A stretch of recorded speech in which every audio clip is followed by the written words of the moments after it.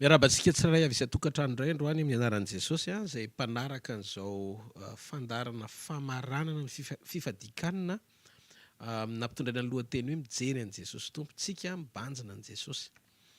Fantatro amin'ity androany ity hoe tsy indrindaontsika satria tia lala ny fomba ahafahantsika mibanjina an'i Jesosy hoe amin'ny fomba ahoana ny ibanjinana an'i Jesosy.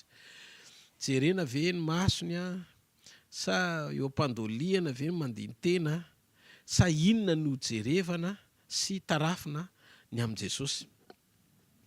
Amin'ity takarivo ity dia raintsika ny Hébreux 2:12 zao ny vaky ny teny ao hoe mijery an' Jesosy tompony finoantsika sy mpanefa azy. Voalazantsika omaly fa Jesosy ny tompony finoana ary Jesosy koa ny mpanefa ny finoantsika. Zany hoe ahoana ary ny fomba ibanjinana an' Jesosy. Ny Baiboly dia milaza fa naharitra ny azo fijaliana hono izy fa tsy mba nitandro enatra mba azahoany fifaliana napetraka teo anoloany ka dia efa mipetraka eo amin'ny akavanany seza fiandrinan'Andriamanitra izy. Amin'izao fotoan'izao zany tarity ny soratra masina mihitsy ny masom-panahintsika hijery hoe ny fibanjinana an' Jesosy tompony finoana sy mpanefa azy dia amin'ilay toe-panapaharetana nananany niaritra ny azo fijaliana izy noho ny amintsika tsy mba nitandro enatra izy mba azahoany fifaliana napetraka teo anoloany dia amin'izao fotoan'izao izy efa mipetraka eo akavanany seza fiandrianan'Andriamanitra. Midika zany fa eo akaikin'Andriamanitra Jesosy amin'izao fotoan'izao ny amin'ny fandreseny, ny amin'ny fahatsarany, ny amin'ny fahasoavany no ny antony anankiray izay natao no famonjenantsika, no ny fitiavany atsika, no ny famondrapono atsika, no ny fahasoavany atsika. Midika zany fa raha mibanjina an' Jesosy tsika dia tsy mibanjina azy amin'ny fahaiza-manaony. Ohatrany hoe mibanjina an' Jesosy tompo-panao fahagagana, mahefa ny zavatra rehetra, mahavita zavatra mahatalanjona, ombam-pamantarana sy fahagagana, tsy izay ny ibanjinana an' Jesosy. Mbola hitantsika ihany eto fa toe-panala izy faharetana, naharitra ny azo fijaliana izy fa tsy nitandro enatra mba azahoany fifaliana napetraka teo anoloany. Rehefa tahak'izay zany ny zavatra voalazan'ny soratra masina mikasika momba ny hoe fibanjinana an' Jesosy dia ho jerentsika amin'izay le hoe ahoana ary ny fomba niatrehan'i Jesosy ny ministera tamin'izy nalay mpanahy tany anefitra rehefa nalay ny devoly fanahy izy. Jerentsika ny Lioka 4:4. Lioka 4:4 ny 1:1 amin'ny anaran'i Jesosy.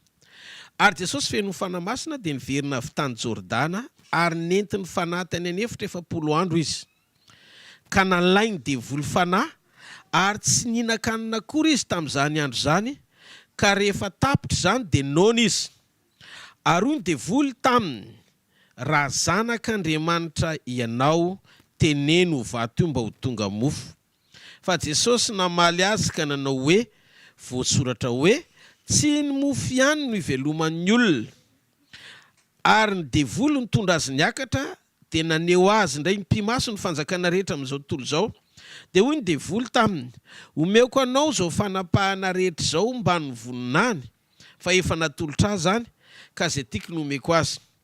Koa raha miakohaka eto anatrehako ianao dia ho anao avokoa zany rehetra zany. Fa Jesosy namalika nanao taminy hoe voasoratra hoe tsy ovy tao an-tampon'ny tempolo ka nanao taminy hoe raha zanak'Andriamanitra ianao mivariana ny ambany any. Fa voasoratra hoe izy andidiny anjeliny aminao mba hiaro anao. Ary eny an-tanany nitondran'ireo anao fandrao ho tafotohana amin'ny vato ny tongotrao. Fa Jesosy namalika nanao taminy hoe voalaza hoe aza maka fanahy ny Jehovahandriamanitra ao. Ary rehefa tapitra izay fakapanahy rehetra zay rehetra ny devoly dia nandao azy izy aloha. Eto zany tiako fantatsika tsara fa mampianatra antsika Jesosy ny amin'ny Ecole de ministère anahafana azy. Hoe mibanjina an' Jesosy zany inona ny zavatra banjin'i Jesosy dia inona ny zavatra asain'i Jesosy ibanjinantsika azy. Dia efa niditra teo tamin'ny voalohany mahakasika ny hoe toe-panahy le izy tao amin'ny Hébreux 12:2 hoe ibanjina an' Jesosy tompo sy mpanefa ny finoantsika. Naharitra ny azo fijaliana izy ary tsy nitandro enatra mihitsy izy fa nanana fifaliana tao anatin'ny fony satria nijeriny zay zavatra napetrak'Andriamanitra eo anoloana izy. Zany hoe ny olona miaraka amin'i Jesosy ka mibanjina azy zany dia manana an'le finoana mibanjina ny ho avy mifanaraka amin'izay fampanantenan'Andriamanitra ny amin'ny zavatra tsy voatery hoe ho faritanao hita maso, tsy zavatra voafaritra hita maso ny andrasan'Andriamanitra antsika ohatrany hoe mety be ny fiainana. Zany hoe mahatonga dia volany teny teto raha zanak'Andriamanitra ianao tsy navelan'ny noana ohatr'izao Zanak'Andriamanitra ianao anao zao tontolo zao de zay ny tiany amin'ny loka toko faefatra io lazainy zany hoe satana tea pahita an' Jesosy hoe ny tena toerana mazanak'Andriamanitra de ohatr' zao le critère mahay manova mofo izy avy amin'ny vato ohatrohatr' zany zany ny zanak'Andriamanitra zany hoe mavita miracle sy prodige tena hoe ngeza be Jesosy amin'ny mazanak'Andriamanitra azy fa Jesosy tsy zay no ampianarany antsika zay mahatonga antsika zany tsy tokony hitovy fomba fijery amin'ny devoly ny devoly tonga de any amin'ny vokatra tsy fahaiza manao ny tiany isehony Jesosy amin'ny mazanak'Andriamanitra azy fa ny Jesosy mampianatra antsika aloha izy anana ny toetrany io foana le insistavatsika ao anatina fampianarana rehefa manana ny toetran'Andriamanitra ianao ka mahafapo an'Andriamanitra teny zavatra mitranga de zao hoe zay toetran'Andriamanitra ao anatinao zay no ahatonga ny vision anao na ny fomba fijerinao ifanaraka amin'ny fomba fijerin' Jesosy ary indrindrindrindra anahafanao an' Jesosy miatrika fakapanahy Jesosy miatrika fakapanahy Jesosy nalay mpanahy satria noana tiako fantatrao aloha fa satana tsy tonga amin'ny fotoana hoe tsy mapety zany eo amin'le fotoana tsy mapety anao mihitsiny eo satana eo amin'le fotoana tena mapety anao zafady ilanao zavatra ohatrany hoe nona ianao de hoentiny eny amin'ny vato ianao hoe tiany vato ovay ho tonga mofo fa amin'ny mazanak'Andriamanitra anao tsy tokony ho nona zany ianao fa misy fahaiza manao ao anatinao eny ho tsara misy fahaiza manao ao anatinao afaka amadika ny vato tonga mofo de ho voky ianao de ndao ny antsika isaina le fahefan'ny devoly maka fanahin' Jesosy ao anaty anohanana rehefa mifady aninoatra antsika sy nareo izy de ohatr'izao fiseho an'le izy Jesosy ny teny hoe ozy Jesosy hoe devoly raha zanak'Andriamanitra ianao teneno ho vato io mba ho tonga mofo fa Jesosy namalika nanao hoe voasoratra hoe tsy ny mofo ihany no iveloman'ny olona fa ny teny rehetra zay laoko ny vavan'Andriamanitra de Deutéronomie toko valo andininy fahatelo de jereo miresaka ny baiboly eto nakana fanahin' Jesosy tany anefitra mily sika mibanjina an' Jesosy manitsana andreo zavatra rehetra tsy mety toy ny otamora mahazo ato anatisika ao anaty vavaka sy fifadikanina satria teto Jesosy rehefa avy mivavaka sy mifadianina de netiny devoly ho alay-panahy tao anaty anohanana amadika vato tonga mofo ny fakapanahy voalohany de tiany devoly ataony Jesosy de zao izy fantatry ny devoly fa mahay manova vato tonga mofo ao anaty anohanana io Jesosy de zao ny zavatra misy raha tsy mitandriny Jesosy ka nanovan'le vato tonga mofo de tadidio ninana hanina izy azo antoka fa voky fa tsy tao amin'ny planin'Andriamanitra le fahavokisany ny antony de tsotra satana tia pidina ny vision ametraka ny lanjan'ny atao hoe tena hanina ao amin'ny sakafo mahavoky ny kibo fa Andriamanitra miandry an'i Jesosy amaly an'ny devoly fa tsy zay hanina mahavoky ny mamaky an'Andriamanitra fa ny alalan'ny olona ny fisiany tenin'Andriamanitra zay afaka ameno ao anatin'ny olona ho solon'ny sakafo mampifantoka ny olona zao zany ny révélation miafy no ambadika le izy midika io teny io fa mila fahendreny zay rehetra mampiasa fahefana tandremo ny mampiasa ny fahefan'Andriamanitra amin'ny tombony anao manokana eto Jesosy nona izy ary hainy Jesosy ataony mamadika mofo vato tonga mofo raha nona izy tena capable Jesosy fa maninona izy ny tsy nanao satria ny atongavan'i Jesosy eto an-tany tsy amoky ny tena ny famonjy ny hafa ndaso fantatry satana fa Jesosy mahavita mamadika ny vato tonga mofo fa teto de misarika ny sain'i Jesosy ny devoly anao an'izany no ny antony anomezana fahafapo azy ao anaty anohanany zany hoe satana zany sady mitesta ihany hoe tena zanak'Andriamanitra tokoa ve ny tonga fa raha zanak'Andriamanitra sady mahay mamadika ny vato tonga mofo anankiray zay faharoa koa satana koa teteny amin'i Jesosy hoe te hanome fahafapo anao fa vitanao mamadika ny vato tonga mofo noho izany ianao tsy tokony ho nono ohatr'izao teteny zany de vola hoe fa maninona ianao no manaikonona kanefa ianao manana fahefana madiky ty vato ty ho tonga mofo. Teto ihany koa de tonga ny sedra hitana fa velona ho amin'ny sitrapon'ny rainy tokoa Jesosy. Satria raha velona ho amin'ny sitrapon'ny rainy izy, tsy tonga eto an-tany izy aneo ny faniriana sy etaetan'ny nofony, zany hoe tsy hamaly ny filan'ny nofony ao anaty anoanana no tonga azy mifady hanina, fa miomana sy hiatrika amin'ny fahafenona mission messianika mampamonjy azy. Ao ve tsika e? Ny fahefan'Andriamanitra ho aminy dia tsy ampiasainy hanafaka anoanana, fa anaovany sitrapon'Andriamanitra amin'izay mission nakiny ny rainy taminy. Eto dia mamaritra ny lanjany atao hoe motivation na ny fihetsem-po sy mampirisika an'i Jesosy ao anaty fanompoana ny tenin'Andriamanitra. Teto dia mipetraka ny fanontaniana hoe ny fiainan'i Jesosy ve dia mijoro tamin'ny sitrapon'Andriamanitra fa tsy fanompoana tarihan'ny filana? Averiko, mipetraka mazava tsara ny valim-panontaniana fa ny fiainan'i Jesosy ve mijoro amin'ny sitrapon'Andriamanitra fa tsy fanompoana tarihan'ny filana? Raha tarihan'ny filana mantsy le fanompoana dia nanomboka tamin'ny famokisana kibo le izy. Fa raha tena fanan'Andriamanitra no ao anatin'le fanompoana, adiny ny kibo fa miatrika amin'ny ara-panahy zay antom-pisiny ilan'ny rainy azy. Dika fa tsy ny kibony no Andriamaniny. Filipianina 4:7-20. Raha ny Baiboly ao Filipianina 4:7-20. Zao nivaky ny teny amin'ny anaran'i Jesosy. Fa averezana no efa rany, ny kibony no Andriamaniny, ny fahamenarany, ny voninany, famisainany amin'ny tany izy. Hitanareo? Vao nanomboka Jesosy tonga dia hita izy hoe spirituel, fa tsy olona eto ambonin'ity tany ity ampahorin'ny filana ohatry ny olombelona tsotra. Satria tao anatin'ny anoanana izy nahavita ny fehefana, feheziny le fahefana. Vitany anie manova an'le vato tonga mofo e. Fa feheziny le fahefana tsy napiatra fahefana izy mba ho an'ny gain personnel, ho an'ny tenany, amalina ny anoanany.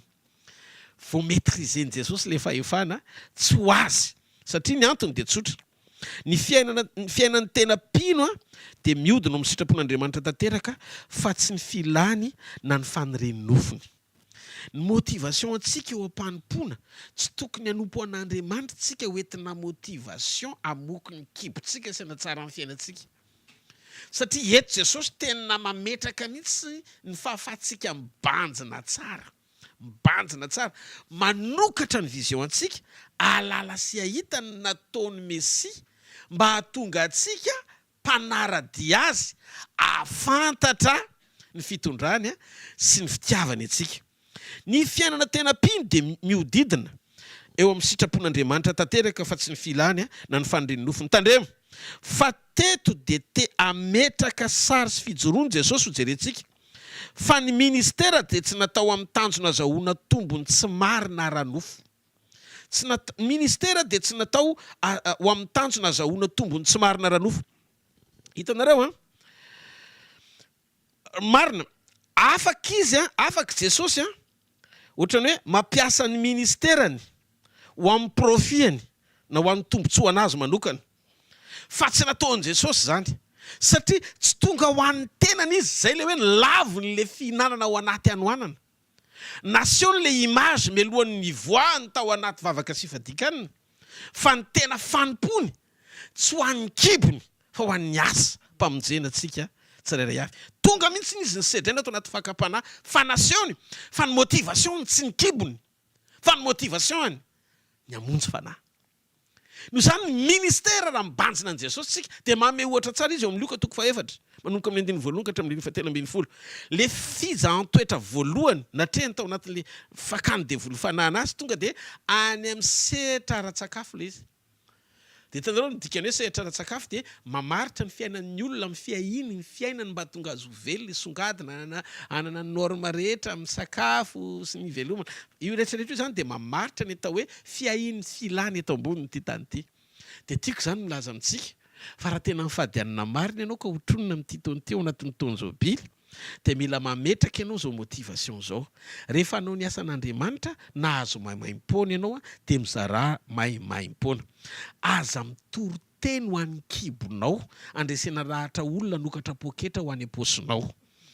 Mijoro tsara amin'ny sitrapon'Andriamanitra fa raha tena Jesosy no rahantsika, raha tena Jesosy izy Jereo io lioka toko faefatra andiny voalohany io. Jesosy any ianao ne avy mifady any 70 alina izy. Fantatra devoly izy hoe tena iramaramy io voavoaka eo. Dia izy hoe raha zanak'Andriamanitra marina ianao hovay mofo ty vadina moa maratsy an'izany raha ohatra ka avy mihinan-kanina ny zanak'Andriamanitra avy mifady anina. Fa hoy Jesosy namaly azy tsy mofo any iveloman'ny olona fa niteny rehetra sy alohan'ny vavan'Andriamanitra. Ny porofony Jesosy fa nifadiany anina miandry parole avy amin'ny ray fa tsy miandry sakafo ho an'ny kibony. Raha adika tsy tonga izy amoky ny kibony amin'ny fahefana ananany fa tonga izy ampiasa ny fahefana zay nomen'ny ray azy atateraka ny antom-pisiny. Motivation tsy ho amin'ny antom-pisina amaly ny filany fa motivation ho amin'ny antom-pisina atateraka zay ilan'ny rainy azy. Noho izany tsika raha mifady anina mivoaka ao anatin'izao fibanjinana an' Jesosy zao dia mila mijery tsara eo amin' Jesosy ro modely sy ohatra tsara nananany nahafahany mistera ny tena mivelatra tao amin'izay programa sy antom-pisina ny lan'Andriamanitra azy. Averiko Pasteur Rodolphe, tsy ilaina ve zany no misitraka fampahitana fity avy amin'ny olona? Eto ny zavatra apetraka Jesosy dia tsotra. Ny attitude atao anatin'ny tompo nametraka ho lahara-pahamehana ny asa ho ambony lavitra noho ny filana ny besoin personnel. Ny filan'i Jesosy raha avy mifady any izy sakafo. Nafony ny amadika ny vato tonga mofo fa nandeha tao anaty anoanana izy mba hampisongadina ny etaeta sy alalina ao am-pony manaiky ho tarihan'Andriamanitra ray sy ny fanahany ho any amin'izay programa mpamonjena ilany rainy azy. Halleloja! Dia eto zany ny zavatra tiako ho tsapantsika tsirairay avy. Ianao rehefa hanompo an'Andriamanitra, ny toe-ponao any anaty ianao afaka hitan'Andriamanitra ny fonao. Hoe ho amin'ny filan-javatra ve ny anomponao an'Andriamanitra? Raha mana-pahasoavana ianao ohatra hoe men'Andriamanitra fanomeza pahasoavana tsy hananan'ny olona, zavatra sarobidy no meny ianao. Dia ianao ve hitondra an'le fanomeza pahasoavana any amin'ny tanjona mba hahatonga ny olona satria tsapanao fa tsy manana an'le izy le olona fa ianao no nomen'Andriamanitra azy. Dia inona ny ao anatin'ny fonao voalohany? Ny ampiasa n'izay talenta nomen'Andriamanitra anao mba hahasoa ny hafa ve sa te ho hita ianao, te hisongadina ianao? Misaina ianao any anatin'ny fofana talenta nomen'Andriamanitra anahy kosa tsy maintsy tombontsoa analo. Tena tsy nandalo ny passage numéro 1 ianao zany tsy nibanjina tsara Jesosy lenona tsy tonga dia nihinan-kanina satria ao anatin'io sary io tonga dia maneho tsy ny kibony namaiky azy. Ananany le fahefana fa maîtriser le vitany tokoa ny mamadika ny vato tonga mofo, nona tokoa izy fa tsy mainka izy ianao an'izany. Tonga dia feziny Jesosy le fahefana ho any amin'ny objectif ilan'Andriamanitra azy. Tsika rehefa tena miaino amin'ny sitrapon'Andriamanitra mety mihoatra noho izay tadiavintsika no men'Andriamanitra antsika. Andriamanitra afaka manome olona anankiray 14 milliards satria zay ny maridefy misy azy eo amin'ny ara-panahy. Zany hoe ny zavatra omen'Andriamanitra anao zany dia misy ifandraisany amin'ny maridefy ara-panahy anananao. Efa ao anatinao le maturité sy le tena toe-potakian'Andriamanitra dia tsy ho amin'ny tanjom-pilana ny anomponao an'Andriamanitra meo 14 milliards Andriamanitra meo 14 milliards meo 14 milliards atao inona? Fa rehefa hitan'Andriamanitra hoe mety aminao le izy satria le 14 milliards tsy ao anatin'ny programanao hoe ho an'ny kibonao zay apety ny fiainanao, ny songadina sy ny vakansa. Angamba raha ianao zao le mangataka mbola tsy mety mahazo ny men'Andriamanitra zany satria mbola tsy volavola tsara ny toe-po. Vakansa sisa tapa-bolana angamba. Satria ohatrany hoe efa ely zay nampahory antsika zay fa andao hibomina amin'izay satria tsy voamboatra le ao anatin'ny fo. Ny zavatra ilain'Andriamanitra anao dia no mijoro amin'ny sitrapony fa ninona zavatra mampanota anao dia tsy omen'Andriamanitra anao. Hitanareo ianao tsy afaka hanome ny zanakao antsy na lamina satria fantatrao fandratra ny tenany zany. Dia ohatr'izay koa Andriamanitra. Tsika zany raha mijery ny tena hoe fijoroan'i Jesosy ao amin'io boky liko toko faefatra io. Tena variana ianao mijery hoe wow, Jesosy reto nonotra antsika. Nono Jesosy nefa ny feny kibony izy na manam-pahefana hanova ny vato tonga mofo tokoa aza mba havoky azy. Vitan'izany fa zanak'Andriamanitra izy. Ary fantatry ny devoly fa fahefana anatin'ny zanak'Andriamanitra mavita manova vato tonga mofo. Vitan'izany. Fa zao tsy nataony zany. satria nasehony fa ny asan'Andriamanitra dia tsy atomboka amin'ny etaetanao manokana ho an'ny tenanao amoky ny kibonao. Tsy zay motivation fa ny motivation anaty ao anatin'ny asan'Andriamanitra dia tsy akisotro rano mandra-pahatanteraka izay antom-pisiana ilan'Andriamanitra antsika. Rehefa libre ianao tsy manana motivation andray anompo an'Andriamanitra ho amina tanjona mba hanakarena, ho amina tanjona mba hamoky ny kibonao, amin'ny tanjona mba hanan-javatra maro, dia isain'Andriamanitra ampahita fitianao. Ianao tsy mangataka fa ny olona no miasa saina mijery hoe inona ny tokony ho ataoko, ary ianao amin'izany mbola afaka mampifilafila mihitsy hoe azo tsy manao an'izany satria zay marina ny am-ponao. Fa rehefa tena terem-panahy le olona hitanao dia tsy manoto ianao raha mandray avy amin'Andriamanitra amin'izay tokony ho anao avy amin'Andriamanitra ampiasany olona. Noho izany tsy fahotana mandray fampahitana fity avy amin'ny olona ny anatin'ny asan'Andriamanitra rehefa tsy motivation ao anatinao ny hazavatra eny an-tanan'olona. Mazava angamba ny zavatra tiany Jesosy olazaina, mibanjina an Jesosy tsara tsika, ndao tsika teny mbola hibanjina bebe kokoa an Jesosy. Rehefa hibanjina an Jesosy ianao zany dia hitantsika ny zavatra mitranga. Jesosy zany afaka ny manipuler ny ministerany mihitsy izy ho amin'ny ampiasana ny ministera io amin'ny profihany manokana. Fa hoy izy Jesosy tsia, tsy ataoko zany. Satana zany te habiditra fampianarana eto. Kibonao aloha zay vao mandeha manompo any fa tsisy tonga dia mandeha amin'ny anoanana zany eto. Fa izy Jesosy aleoko noho na mandeha manompo tonga any amin'ny droite du Père. Zay le Hébreux 12:2 mivakitsika teo, hitoetra eo kavanan'Andriamanitra ray, mandeha manompo amin'ny fiaretana satria misy loka napetraka eo anoloany. Zay le atao hoe tsika tsy velona, tsika tsy hoe manompo mba ho velona. Zay foana le révélation. Fa tsika velona mba hanompo an'Andriamanitra. Zany hoe tsy hoe ao amin'ny fanompontsika ny tady fivelomana, fa manompo velontsika mba hanompo an'Andriamanitra. Fa rehefa manompo an'Andriamanitra ianao ka tsy mifantoka amin'ny fivelomanao ao anaty fanompona, dia ilay Andriamanitra ny amelona anao ohatran'ny voromanidina. Izy any teny izany tsareo voromanidina, tsy miary eny aza be fanahinina reo, fa za misaina zay tokony hasoany reny. Tsy mihoatra noho izany, tsy mihoatra noho izany va ianareo rikely finoana. Ka ny fiainampino zay natsangan'Andriamanitra sy mibanjina tsara dia mahay mametraka ny fiainany anahaka an Jesosy, mametraka mandrakariva ny atao hoe sitrapony-dray ho lahara-pahamehana eo amin'ny fiainany. Ho antsika zay manaraka n'izao fandaran'izao tiako ho fantatra hoe zany ny tena fahamarinana amin'ny atao hoe manahaka an Jesosy. Ka natohina zany natohinina asa fanompoana sy fahasoavana nananao, ka tsy mizotra tsara makany amin'izay programa tena ilan'Andriamanitra anao dia zava-poana ny fisitsika eto ambonin'ny tany, satria tsy natotosa akory tsika ilay fiangana miaraka amin'Andriamanitra alala ny ao anatintsika ao. Fa Andriamanitra dia miandry antsika eo amin'ny fankasitrahana rehefa manaiky tsika ny andesy izotra eo amin'izay programa ilan'Andriamanitra antsika arak'izany. Ny anankiray faharoa dia zao, aroany dia voly taminy tapitra indrainy, mitondra azy niakatra. Tena neo azy ndray mpimaso ny fanjakana rehetra amin'izao tontolo izao, tonga dia nasehony avy any ambony eny ny famirapiratra izao tontolo izao. Dia hono dia voly taminy, omeko anao ireo fanapahana rehetra ireo zao ambany voninahiny, efa natolotra azy zany, ka zay tiako no omeko azy. Ko raha ikoa aketo anatrehako ianao, dia ho anao avokoa zany rehetra zany. Vao hitany devoly hoe tsy mainky ninakanina, dia hozy izy rehefa aveo hoe tsy azo tambazana amin'ny zavatra kely ty olona ty, fa aleo entina amin'ny degré ambonimbony kokoa, dia nentin'ny niakatra Jesosy. Dia rehefa nentin'ny niakatra Jesosy, dia hozy Jesosy, voasoratra hoe Jehovahandriamanitra ry ihany ny akofanao ary Izraely ihany no tomponao. Hozy izy ny devoly, fa ahoana ary zany fakapanafanindrony zany indray no entina niakatra. Hitanareo no hoe entina miakatra tsy maintsy toerana faran'izay avo mitondrananao fa afaka hitany ety ambany ianao.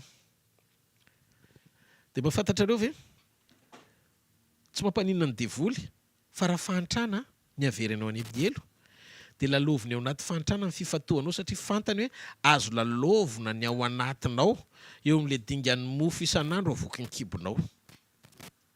Mena tsara ve nareo? Zany hoe ny tanjon'ny Satana tsy mampaninona azy na manana ianao na tsisy nininina, fa ny zava-dehibe aminy tafasaraka amin'Andriamanitra ianao satria tsy ao volonté n'Andriamanitra. Mila mihaino tsara tsika. mila mailo be tsika satria be dia be ny karazana fakapanahy misarika anao hiala amin'Andriamanitra ohatrany mety le fiainana tsy ho azany Andriamanitra satria zay ilaina mety ho azonao saingy tsy asoanao zany satria tsisy fiadanana tomombana zany ao anatinao raha tsy tanteraka eo amin'ny fiainanao ny sitrapon'Andriamanitra ka satana tsy mampaninina azy fa raha fantrana tonga anao any amin'ny elo dia lalovony ianao isasatra tsy traka mihitsy fa ampahoriana ao anatin'ny fantrana ny metsinan'Andriamanitra satria le fahatsapam-piombonana amin'Andriamanitra tsy tanteraka mihitsiny na omby izy zany raha mbola ohatr'izay ianao hatramin'izao ka zao tsika manova fahatsapana fa tsy manova situation tsika anova fahatsapana problème atao edenany hoe problème na fahatsapana very samy mitanjaka ihany izy roa natao edena ny adana naliana tsapa hoe menatra fa tsy ampy kiloty zay ny problème ny tiako tenenina zany dia zao hoe samy mitanjaka fa tamin'izy nitanjaka teo aloha ao anaty communion tsy natsapa hoe miboridana izy na hoe nisy fahabangana fa rehefa niala amin'ny voninahitr'Andriamanitra fahatsapana enatra nanana ny olona voalohany rehefa nipotra natiora amin'ny fahafatesana niankina tamin'ny zavatra nohaniny ny fahatsapana tao am-pony ny problème antsika zany zao tsy le hoe mahantry ianao fenao tsy nateraka antry fa oentiny devoly fotsiny ianao anna fahatsapana fahantrana sy tsy fisina fa raha ao anatin'io tsy fisina io ianao no manome voninahitr'Andriamanitra afaka iova ny zavatra rehetra satria ny fahatsapanao mifanaraka amin'izay ilain'Andriamanitra rehefa feno ny voninany no ahatonga ny problème anao tsy ho tafatoetra ny fiainanao intsony satria hiasa sy ankasitraka anao amin'izany rehetra zany Andriamanitra ao vetsika hitanareo tsy nanaiky Jesosy tamin'le mofo teo izy rehefa avy eo ampiakariko ny sandava tsy maintsy azoko satria za fahavalo ny fiakofana io amin'Andriamanitra zay no mahatonga teteny amintsika Andriamanitra mandraka androany mitady bekoaka marina tsy bekoaka mpitady vola mpamokibo tsy bekoaka miatehitra amin'Andriamanitra andevozany zavatra ilainy nalaza na voninahitra tsy zany tsony ny ilainy Jehovah Andriamanitra fa olona tena bekoaka pura amin'Andriamanitra ohatr'ilay image napetraka Jesosy aza matahotra ny antitra zany ianao fa tsy antitra zany ianao rehefa tena tanteraka ny firaisanao amin'Andriamanitra ary pura tsara ny motivation anao misy zavatra tsy maintsy hitsitsika mandrapiveriny Jesosy satria satana favalo ny fiakofanao marina amin'Andriamanitra dia zao no nataony nety niakatra Jesosy ho any tendrombohitra dia nentiny teny amin'ny avo dia nampijerena jereo rehefa efa andreo dia zao tontolo zao no nampahitany azy tonga dia image ndray mitoraka hoe hitany daholo etra ny États-Unis sy ny rehetrarehetra omeko anao reo rehetrarehetra reo fa zavatra anankiray mba angatahako fa manke anahy hatrany an-danitra iakohy atao anatrehako zany hoe izy zany etrany an-danitra tiany Andriamanitra iakohaka nefa izy no amin'ny seza fiandrianana dia teto an-tany koa Andriamanitra rehefa tonga nofo mbola ohatr'izay ihany ny ao anatiny orgueil te azo voninahitra te mba ho isan'ny lida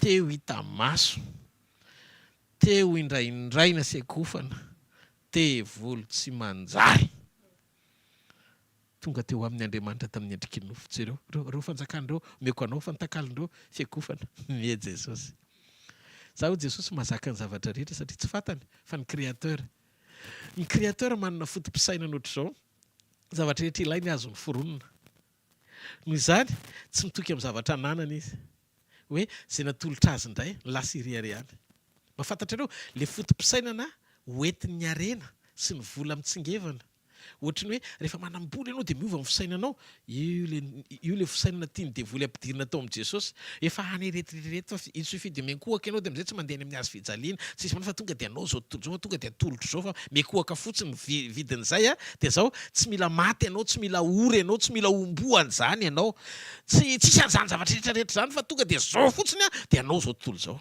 azonareo le izy nefa ny lalan'i Jesosy amin'io Mesia hamonjy an'izao tontolo zao azonareo le fetraka le izy dia zao ny problème le fanambazana famonjena amin'ny zavatra ilaina sy ny fahatanteran'ny fandriana amin'ny zavatra tadiaviny io tsy dia tsara loatra satria rehefa tonga eny amin'ny avo ianao ka mihevoevo dia misy fanahy tafiditra ao anatinao iny le tokony ho délivrena satria manova fahatsapana tsy eo amin'le programa ilan'Andriamanitra anao hitanareo rehefa miakatra ny amin'ny avo ny olona dia miakarany ianao ohatra analo zao tsy mety satria za olona mora fanina dia raha ohatra ianao zany ka tonga eny ambony eny ka tsy mahazaka voninahitra dia tratrana vertige ianao fanina ohatrany hoe fanina dia mitady karapoka satria tsy mahazaka an'le avo hitondrananao dia izay avo tianao hipetrahan'izay nefa afaninanao eny amin'le toerana eny ambony no tonga an'Andriamanitra manomana anao amin'ny parole mba tonga anao ahazaka an'le voninahitra hafa mihitsy le hoe Andriamanitra no mitondra anao eny Sy hoe satana no mitondranao eny.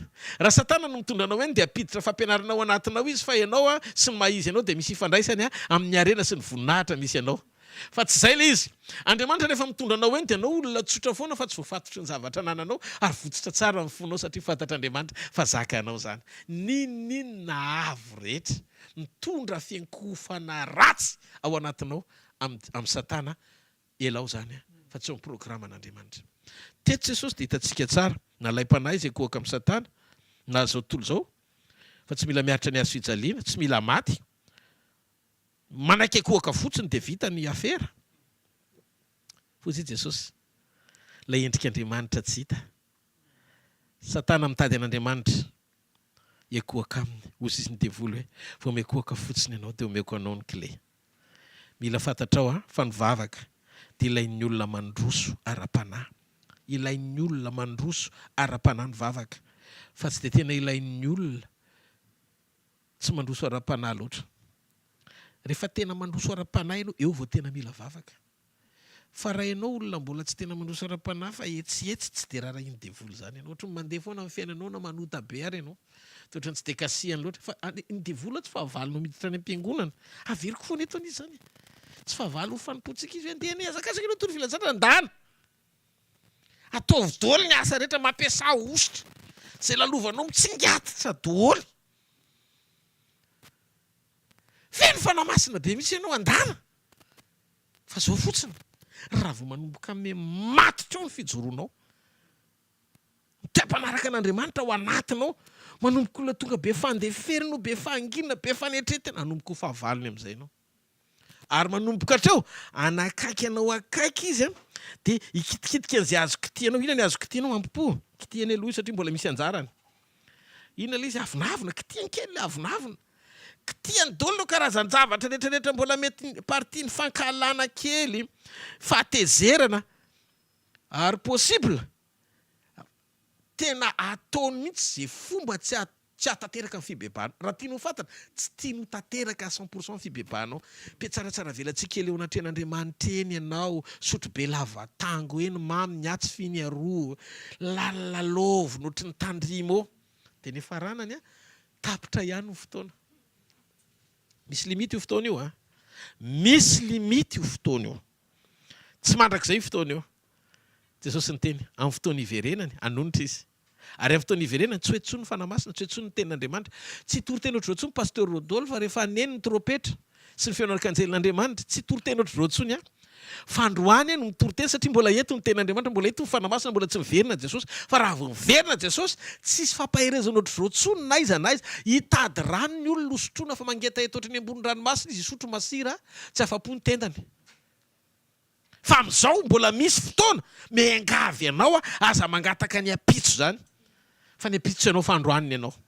Ataovy izay vanina amin'Andriamanitra, raiso ny mezura sy ny fepetra, zany Jesosy mandrakizay, zany natsonanao ny sitrapon'Andriamanitra, ka na mangiry firy toy ny inona azy, za tsy ekohaka eo amin'ny satana zany, ka azo fisitraka sy fifaliana eto ambony tany vetivety, fa za anaiky hiara-omboana amin'ny Jesosy eo amin'ny azo fijaliana, ary tsy za tsony velona fa Kristy ny velona ato anatiko, na mafy na mangiry firy ny zavatra tsy maintsy hopeheko atateraka zany eo amin'ny fiainako, ho any an-danitra no zany, tsy maintsy manova ny momba ray manontolo, ary manaiky androso amin'izany sitrapo zany satria manana mandrakizay tanjona tsara lavitra no ty tany mandalo tia onenako rahatr'izay. Zanako isany amin'ny anaran'i Jesosy, zanak'Andriamanitra isany. Teteny aminao mila vavaka ny olona mandroso ara-panahy. Mifatoa tsara. Fa ny zavatra ifatoan'ny devoly dia ny olona manana fiombonana amin'Andriamanitra. Sy anazy tsy raharahiany zany avelany milamindamina eny. Fa tsy anazy no atao izay mitena azy, indrindra manomboka me mafanafana fo ho an'Andriamanitra sy manana qualité na communion tsara eo. Tena tsy tiany devoly io. Amin'ny devoly dia izay azahoana fanana ho very ny tanjony. Raha fantrana dia ataony zany. Raha rena koa dia tambazana ianao. Tandremy fitiavam-boninahitra, tandremy ny avinavina. Zany ve nataony an'izany? Tsy mahafantatra iny. Ataoko mahafantatra ny anarako iny fateneniko foana eto. Ngamba nareo tsy manaraka toriteny tsara ny problema nareo. Aza atao mahafantatra ny anaranao zany ny olona. Fa ny anaranao tsy mihoatra ny fofonainao. Fa mpahafantariny anaran'i Jesosy ny olona fa rehefa mahafantatra ny anaran'i Jesosy izy tonga ny an-danitra. Amen. Noho izany rehefa mahafantatra ny anaran'i Jesosy ny olona etra ianao aseho io Jesosy fitiavana, Jesosy fandeferana, Jesosy fanetretena, ataovy amanina moa e.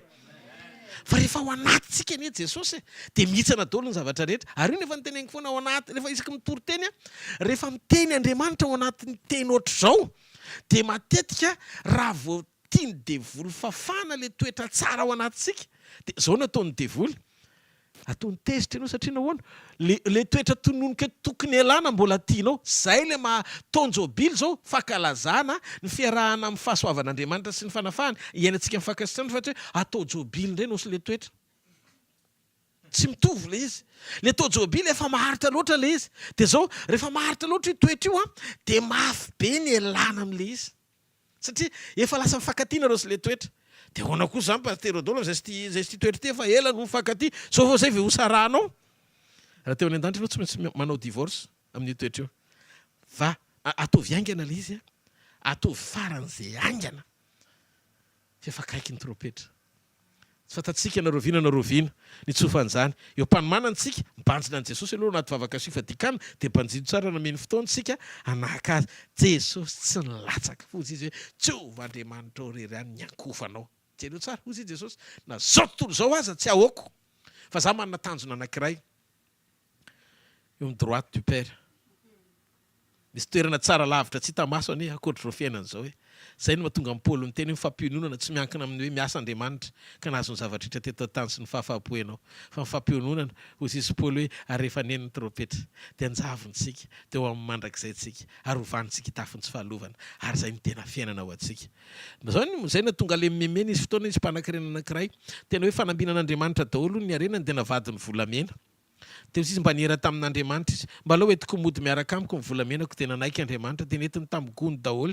Dia rehefa niala teto ambonin'ny tany izy dia nentiny amin'ny gony dia niakatra izy dia gaga izy mahita an'ilay hoe mpave volamena ve no ekara hiditra ao an-tanàna dia nisavan'ny anjely fa iny ianao rery ohatry mitondra eta mavesatra fa nahoana efa ndresaka tamin'Andriamanitra fa nekeny hoe hoentina ty reto arenako reto volamena be dia be dia latsaka be le anjely manino mitondra pavengy arainy. Izy ary ty olona misy favoazany ty pavé no entina ao anaty gony entina miditra ato amin'ny eto an-danitra satria pavé brique volamena zany pavé ny an-danitra. Dia netrinetiny olona hoe mpiasa lalana izy tany nefa mpanan-karena izy teto an-tany. Teteny aminao fanilanja ny fitahian'Andriamanitra ny an-danitra ho anao. Mihoatra lavitra no io arena tsy mety tratranao io nefa ilofosany fonao. Mahaiza mionona manomeza voninahitra n'Andriamanitra fa tsy tia tany ty no fiainana mandrakizay. Ndao tsika hitserikely zavatra anankiray. Andriamanitra rehefa enkofantsika izy dia tadidio ny zavatra rehetra dia fitsorana atsika. Ao anaty fiankofana misy famitsorana. Rehefa piora ny fiankofanao, ahoana ilay piora ny fiankofana? Tsy zavatra miazona tsony any anaty. Na mety na tsy mety ny zavatra atao. Jesosy rery no meko voninahitra, tsy maninona zany e. Dia raika ianao Jesosy izay le sakrifisy na praise na sakrifisy fiderana, mpisoronana. Nideran'Andriamanitra ao anaty ady ianao. Mafy be izy maratra kely misy zavatra tsy voatery ho zakanao fa tsy avelanao etraika eo amin'ny nofonao le izy fa ozy ianao mety foana Jesosy tsy maninona. Rehefa zay ny zavatra misy dia homeko voninahitra mandrakizay ny anaranao. Mandeha no fiainana ailika ianao eny Jesosy tsy maninona homeko voninahitra mandrakizay ny anaranao. Dia ozy izy Jesosy ty olo ty mety amiko. Raha vo ianao ny olona mety amin'Andriamanitra tena miteny amin'ny mampanopin'Andriamanitra fa impossible tsy hamadin'Andriamanitra ny tantaram-piainanao. Tena be dia be imbetsaka ny nahita karazan'olona maro mety tsinitsinina ny fanombohany fa grand izy androany ao amin'ny fanjakan'Andriamanitra. Ny antony dia tsotra. Rehefa jerenao izy ohatry mibalita kely fa feno fahasoavana izy satria ny toe-pony manana an'izany ao anatiny izy ary tsy no izy fa noho ny fanan'Andriamanitra izay namolavola azy. Tsotra le izy ekeo fotsiny. Io manaiky io no tena sarotra. Misy zavatra manko nahazatra anao. Ohatrany hoe tsy rangahy zany raha tsy te hafana. Ohatrany hoe tsy olombelona zany raha tsy omena voninahitra. Tanjona zany hoe ho lehibe zany ho fiainana. Tsisy olona tsy manana zany tanjona zany ao anatiny. Saingy izao ny voan'ny fahalehibiazana dia miafina ao ambadiky ny fanetretena. Fa ny lehibe amin'Andriamanitra ny tsy tia dia hita be hoe izy ny lehibe fa ny lehibe amin'Andriamanitra azy le olona mavita manasa ny tongotry ny mpianany ireny satria izao koa atao fa zay lehibe aminareo si Jesosy dia ao koa mpanompony izy rehetra. Ato amin'ity fanjakany ity ny mpanjaka manasa tongotra fa tsy ny mpanompo.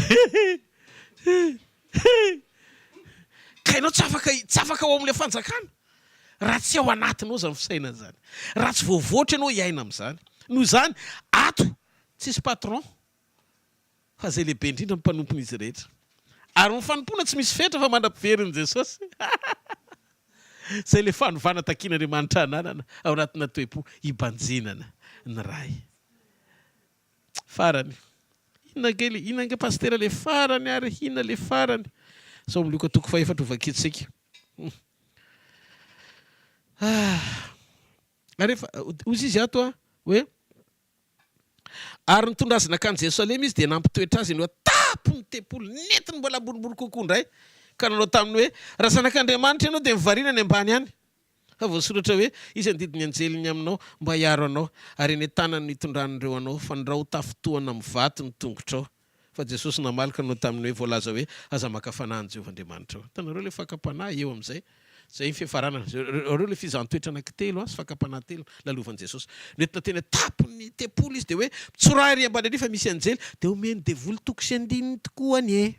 Hoe mitsorahy fa hoeny midingana farany sady goavana ao amin'ny sekoly fanompoana dia ny fahafahantsika mijoro ao anaty fizantoetra ny fitoeran'ny révélation marina.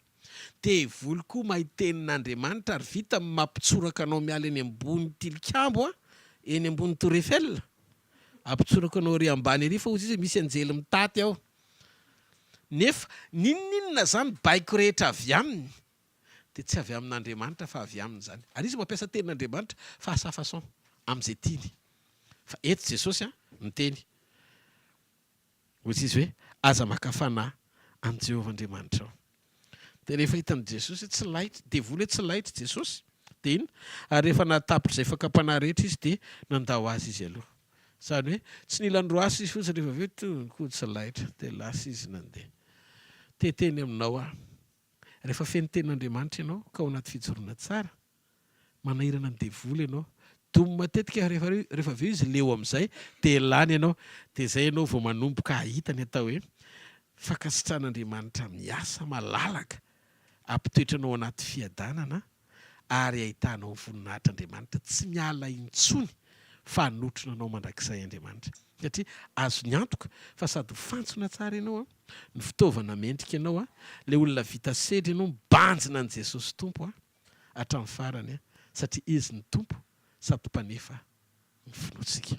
Hitantsika tsara avy Andriamanitra ny amin'izany amin'ny anaran'i Jesosy. Amen. Vavaka isika. Sotra raiko amin'ny anaran'i Jesosy ny amin'ireo teny fiainany menao anay androany. Mampianatra sy mitarika anay ianao anina toe-po tsara. Amin'ny toe-po tsara zany Jesosy tena hareny zany. Tena tsy haiko hoe ahoana ny fomba melarako azy fa mety tsy tanteraka akory any amin'izay tiako anambarana azy fa mbosesika be atao anatiko. Fenona ny ambarany amponin'ny olona reo teny rehetra tokony ho azavaina nefa tsy voalazako mazava teto androany. Ampitsoran'izy ireo ho ampilanina sy ny sitraponao ary ny programanao satria tombo sy mpanjaka ianao. Aoka Jesosy izay tsirairay avy reto ompian'ny mpankatoy fa tsy ompian'ny mpanadiny ny teninao ka mitaka ny tenanay. Dia aoka ny fahamarinan'ny teninao anjaka sy hanapaka ao anatinay amin'ny fahafenona amin'ny lafim-piainanay rehetra. Tena nino izay dada malala. Tena mahatoky izay fa miaraka aminay ianao. Ampio avokoa sy tario ary atao feno fahasoavanao ny mpanomponao tsirairay avy isam-batan'olona izay manaraka an'izao fandaharana izao ny tokantranony. Dia aoko feno fahasoavanao izy ka hibanjina tsara anao indray mandra-patapitra ty fifadikany ity. Hifankahita aminao mba hifindrano toetranao. Hifankahita aminao mba ho feno fanahinao. Hifankahita aminao mba ho feno ny herinao. Hifankahita aminao mba ho ampiasainao. Ary hifankahita aminao mba esanao ao aminy. Sotra Jesosy zany teny zany lazainao taminay mba ho aty anatinay fifalianao dia ho tanteraka koa ny fifalianay. Ka naiza misy olona ao anatin'izao fandaharan'izao Andriamanitra mety marary izy. Dia aoko kasianao amin'izao fotoana izao ny aretiny mba ho sitrana. Aoka ny rofo rehetra ho esorina. Ary aoka ny fivotosana rehetra hiala. Aoko fatin'ny cellule cancéreuse. Aroka izay zavatra tsy nambolena ao anatin'ny olona tsiray avy ihany ongotana. Dia aoka mivoninahitra ao iseho amin'ny fahalebiazana ka hiaiko izao tontolo izao fa velona Jesosy. Ary omem-boninahitra ny fiainan'izany olona izany ny anaranao. Tehirizo ny fiainam-panahy tsirairay avy, tena hiaina ao anaty fanompona marina, tena hitoky ao anaty fahamarinana marina ny ao anatin'ny rehetra ao, akatoy sy anaiky fa ianao no Andriamanitra ary tsy misy afa-tsy ianao mandrakizay. Dia aoka Jesosy, ny fiainam-panahinay ho voatahiry mandra-piverinao eny amin'ny raha lanitra ka tsisy ho verina ray azy amin'ny fotoana ny nono trompetra fa voatahiry ny fonay, voatahiry ny fanahinay, voatahiry ny fiainanay mandra-piavinao. Saotra Jesosy fa tanteraka ny sitraponao amin'ny fiainan'ny tsirairay avy amin'ny anarana mahery Jesosy Kristy avy any Nazareta. Amen. Hitanareo ny Jehovah ka iaro anareo. Ampamirapiratra ny tavany aminareo ny Jehovah ka mindra fo aminao. Anandratra ny tavany aminao ny Jehovah ka mianao fiadanana. Mandiana fa le mahery indrindra miaraka aminao. Tsy rery ianao fa izy no manotrona anao. Aza mitanondrika ao anaty ady, amboary fotsiny toe-po ifanaraka amin'ny sitrapony. Soka fotsiny fonao ho tarehany dia mora anaiky sy anaka azy ao anaty fibanjinany ianao mba hitanao izay hitany sy iainanao izay fiainany. Aza matahotra fa izay nataony dia hainy tanterana ary izay lazainy dia hainy mbola averina. Ny dikan'izay ny zavatra rehetra hiara-hiasa soa amin'izay satria tian'Andriamanitra ianao dia mety eo amin'ny anaran'i Jesosy. Mametraka velomanao antsika rehetra indray izay manaraka an'izao fandaran'izao andro any hariva ary amin'ny fotoana manaraka indray raha mbola tsy miverina amin'ny raha ho any lanitra Jesosy. Veloma tompoko.